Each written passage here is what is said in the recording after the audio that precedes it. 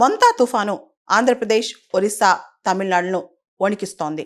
బంగాళాఖాతంలో ఏర్పడిన వాయుగుండం బలపడి మొంతా తుఫాన్గా మారిందని చెప్పి ఇండియా మెట్రలాజికల్ డిపార్ట్మెంట్ వాళ్ళు హెచ్చరిక జారీ చేశారు.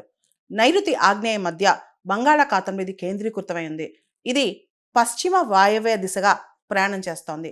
గడిచిన 6 గంటల్లో గంటకు 18 కిలోమీటర్ల వేగంతో ఈ తుఫాన్ ముందు కదులుతోంది.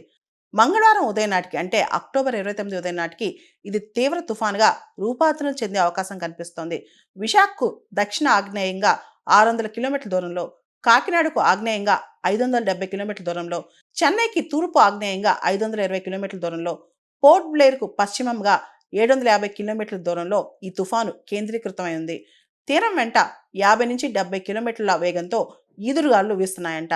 మచిలీపట్నం, కళింగపట్నం మధ్య ఈ మొంతా తుఫాను కాకినాడ దగ్గరలో ఇది తీరం దాటే అవకాశం కనిపిస్తుంది. అక్టోబర్ 28 కానీ 29 కానీ